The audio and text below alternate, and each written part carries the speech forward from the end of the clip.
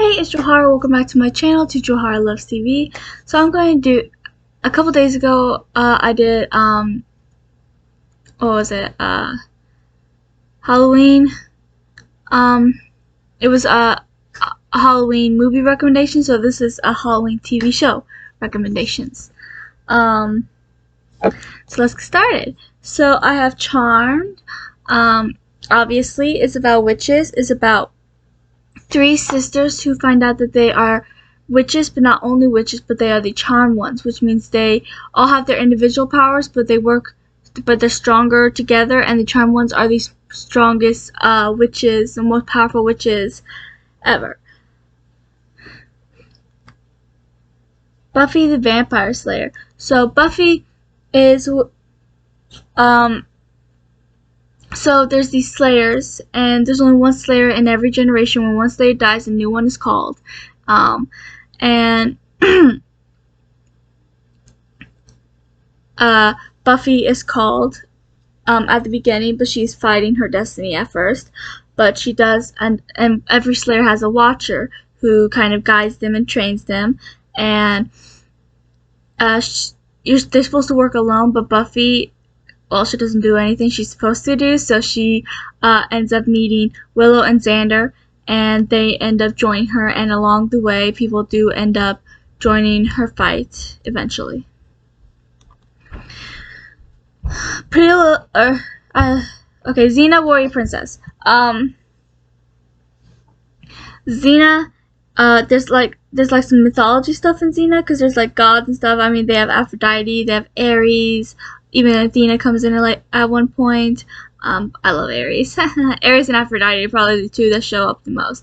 But basically, Xena used to be evil, and now she's fighting for good because she tries to save people, this and that, to atone for her evil deeds. And then she meets Gabrielle in the very first episode, and she's feisty, but she's nothing like Xena. She's innocent and sweet. But you know, her family, her village wants her to marry and be this little, you know, girl, but she's anything but, because when you first meet her, she's feisty, and she is definitely has heroics in her, because she was willing, because when her village was attacked, that's how she met Xena, because Xena saved her and a bunch of other girls from these warriors who wanted to have their way with them. And she was willing to sacrifice herself so that they'll leave the other girls alone, and not just anybody can do that. But yeah, that's kind of what Xena's about. Then there's Pretty Little Liars. That one's not any fantasy, but it is a mystery, so there's plenty of there's some fights going on. You know, there's the whole mystery of who A is surrounding all the seasons, and then there's also who A is the main mystery, but there's other sub mysteries like who's Redcoat, or this and that, or is Allison alive. So, yeah, it's not fantasy, but mystery is still and it has its spooky moments, like one of my favorite episodes, the Halloween Train. So yeah. I also have the Vampire Diaries. The Vampire Diaries is about these two brothers, one amazing, one terrible. Stefan's the amazing one, if that wasn't clear, because it probably wasn't, because a lot of people love Damon, but I hate Damon with a burning passion, but that's not the point. Moving on.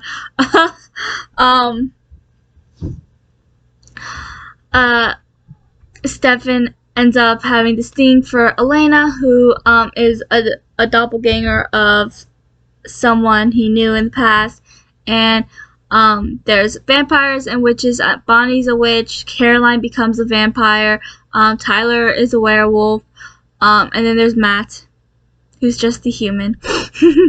But yeah, so there's all those supernatural things.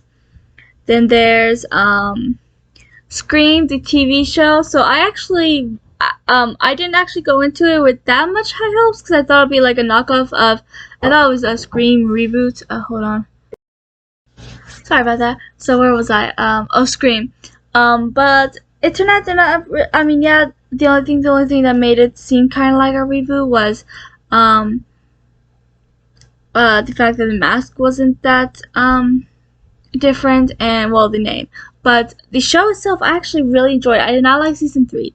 I think they should have kept going with their storyline, because with that Halloween special, they had the potential, they left it off, and I think they should have just kept rolling with that, because I love the characters there and the storyline, and I don't think anyone really liked the 3rd season Scream. That's why they didn't make any more.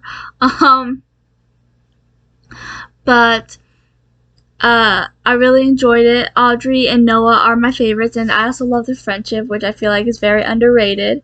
But yeah, so basically, this Emma, this guy is trying to torment Emma and kill people in Emma's life, and yeah, the killer, was not expecting that, so that was fun. I also have Casper Scare School. So on my movie one, I also mentioned this because there was a movie and a TV show. The TV show was only 2 seasons, but I actually really like these animated series and movie. They go together. But Samantha was my favorite character. Basically, Casper, monsters are supposed to scare humans and this and that, and Casper's forced to go to the scare school because he's not scary enough. So most people that go to scare school went there because they feel like they weren't scary enough and they have to get scary. Except for Mantha, she actually signed up because people put down zombies, even other monsters. That's the one that zombies are the one that everyone's put down, saying they're not scary enough. So she signed up because she's all zombie proud, and that's one reason why I love her. She's always defending zombies, and she's very proud of who she is, and she's willing to fight for what she believes in. I love Mantha so much. But so she signed up herself. And then there's Ra, who's a mummy, who's not scary enough. Thatch, who is the enemy of those 3 characters, he's also a bully. It never says for sure, but I'm pretty sure he signed up himself. At least it's a theory of mine, because I don't see him needing it, because he was scary and he liked to be scary. So I feel like he signed up. And not even for the same reason Mantha did. I think he just signed up because he liked to be the scariest of the scary. So it's like he signed up to become even more scary, if that makes sense. I don't know. It's just a working theory of mine. But I was actually thinking rewatching the movie and TV show because I really enjoy it. I have Stranger Things. Stranger Things is kind of a horror-ish thing, I think. I don't know, but it's basically where there's this like other I was gonna say realm. I don't know if it's like another realm. I guess it kind of is. The Upside Down. Will gets kidnapped, and his friends Mike, Lucas, and Dustin have no idea what happened to him. He's just all of a sudden missing, and then they meet Elle, who has superpowers, who's basically been tortured and experimented on her entire life, and so they have to work together to defeat the Demogorgon and shut down the Upside Down for good. Well, not really shut it down, but like close it off of their world. Shadow and Bone. I haven't actually seen the TV show for Shadow and Bone yet, but I'm currently reading the Grishaverse for the first time. So yay about that. I'm finally gonna finish that, and I'm gonna wait to watch the TV show until I completely finish the books. But if Shadow is anything like Grishaverse, which I think I think it is. I hope it is, at least.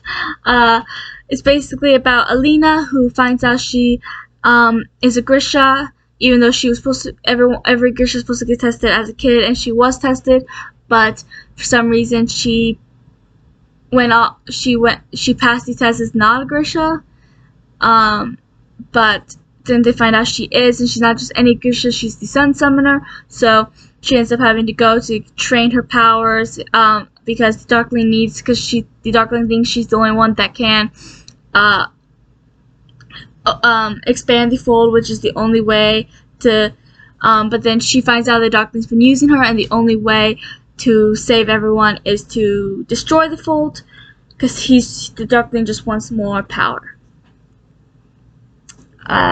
There's Santa Clarita Diet. Now, I haven't actually seen this in a while, but I watched it once, I think, but it ended up being really good. It's like, there's this family, you know, wife, husband, daughter, and they're all happy, but then one day the wife just wakes up and all of a sudden she's a zombie. No one understands how, but there she is. She's a zombie. She wants blood, she wants flesh.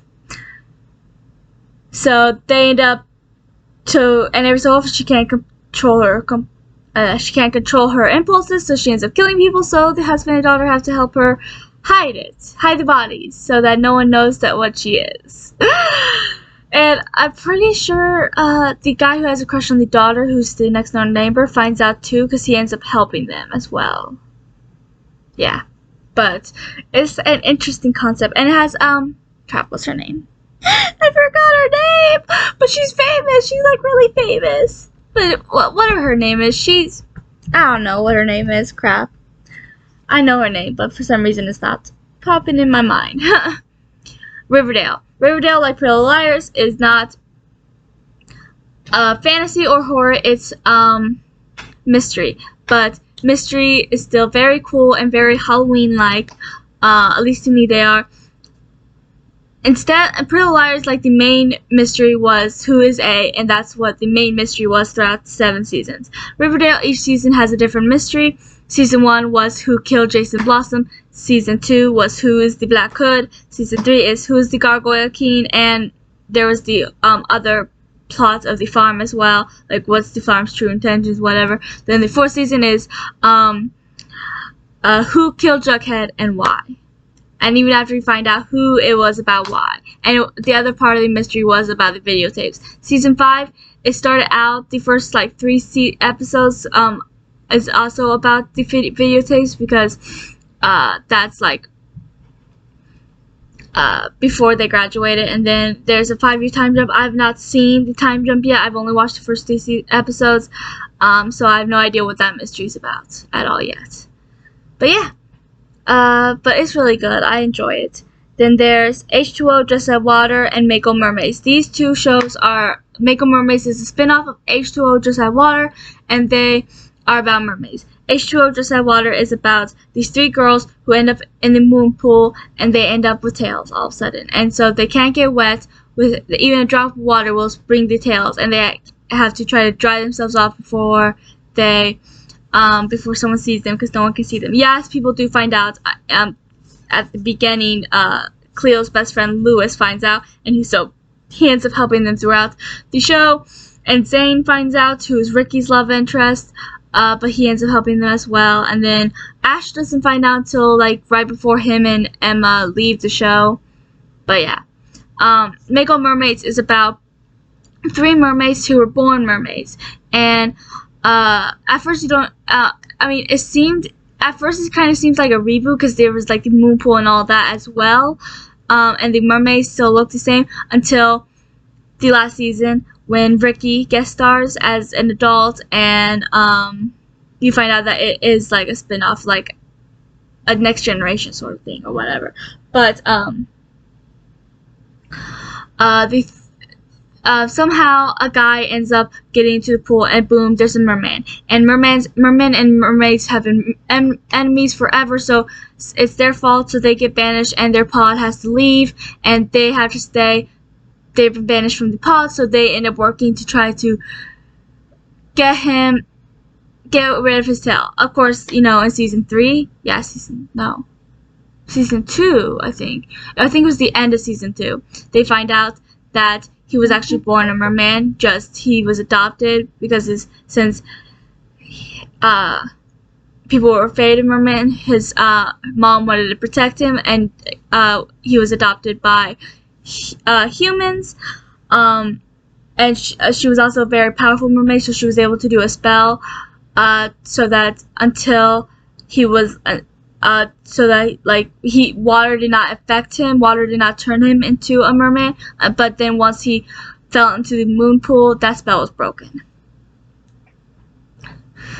Maybe my Babysitters Vampire. I also mentioned this one in the other video because this one also has a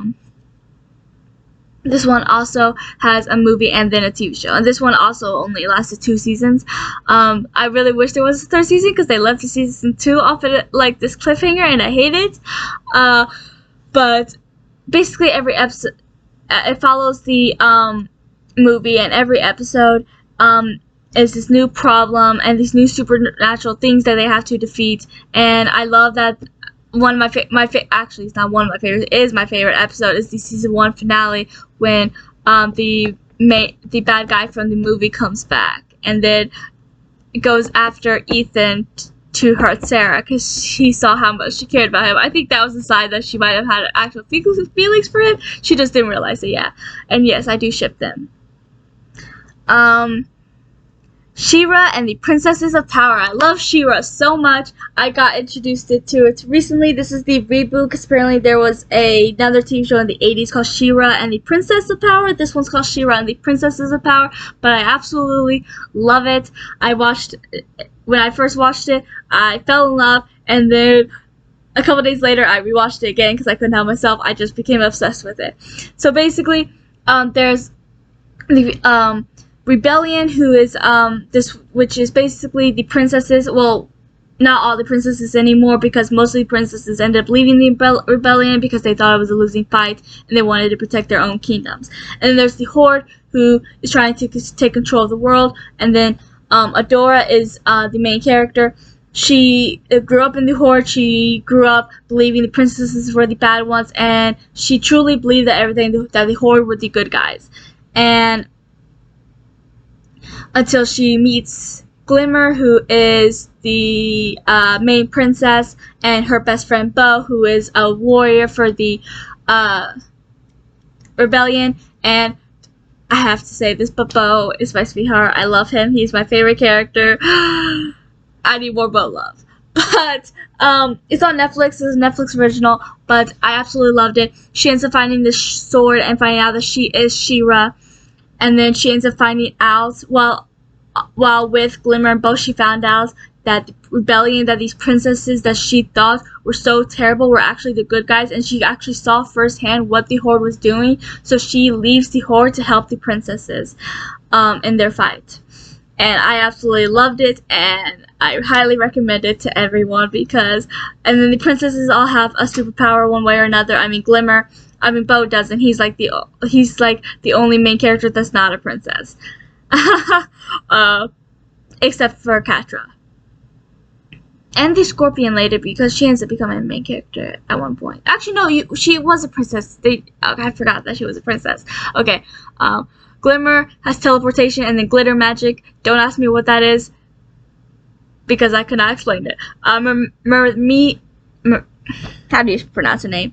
I forgot her name. Entrapta doesn't actually have a power. She's like she's the only princess without her own runestone and own power. But yeah, there's just a bunch of princesses. Entrapta,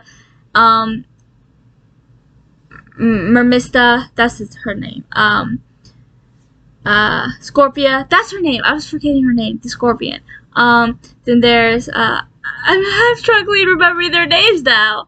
What the heck? But yeah, it's just a really great show, and I highly recommend it.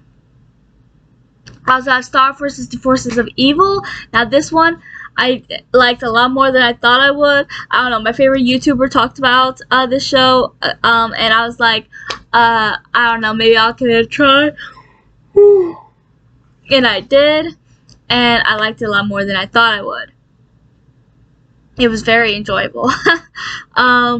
Basically, the Star is a princess, and she's from a different realm, but she was kind of irresponsible with her magic, so she ends up getting sent to basically their version of the student exchange or whatever, and she gets sent to Earth with Marco's family, and Marco did not like her at first, but when a bunch of monsters attacked her for her wand, he, being highly skilled in karate, ended up really liking it and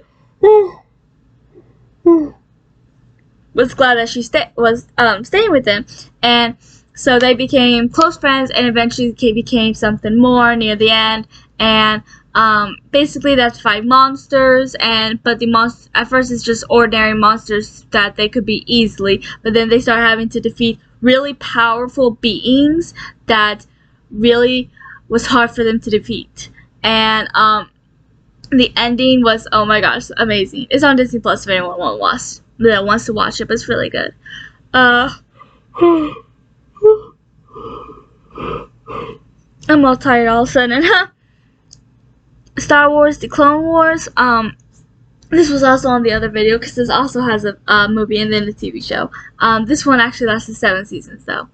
Now, I don't like the Star Wars movies. I could never really get into them, but I love Star Wars: The Clone Wars anime show, and I do want to eventually watch Star Wars Rebels just because I found out that Ahsoka's in there and she's my favorite character. But Star Wars: The Clone Wars is about Anakin, Obi-Wan, and Ahsoka, and they have to defeat, the dark side.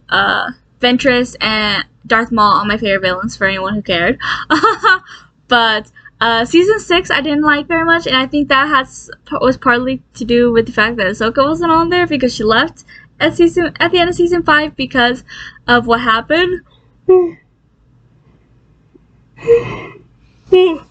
And which made me sad, but even though I was sad that the whole storyline caused her to leave, I still love the storyline itself.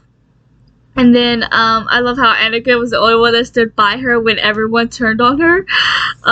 But I love their relationship.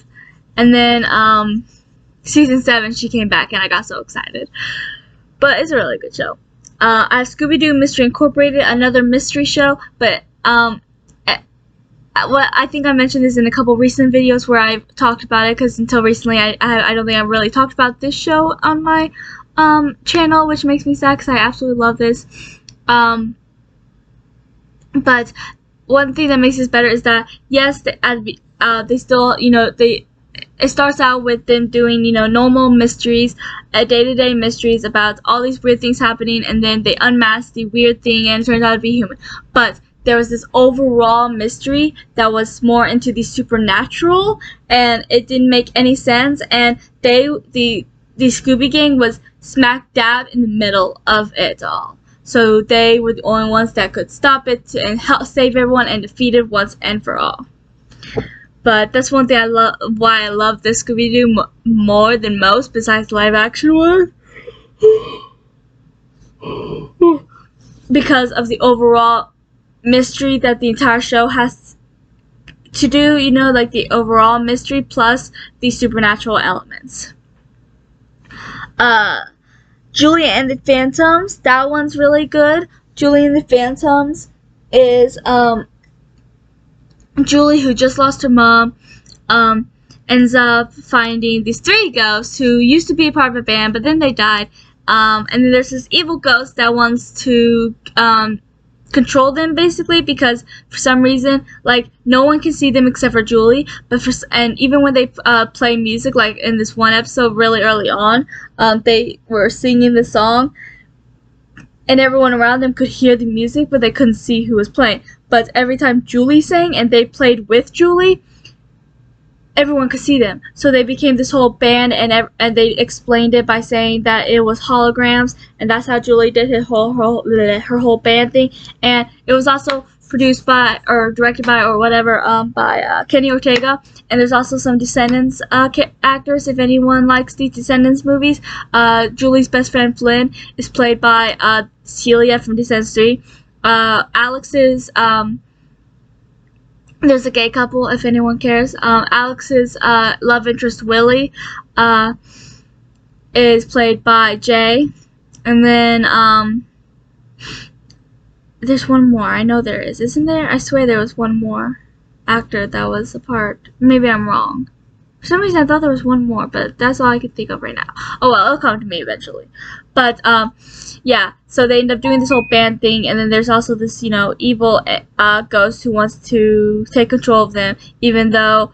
And I think he figured out at the end that it isn't the ghost power, because he's the most powerful ghost, and he doesn't like that these three ghosts have this power on their own.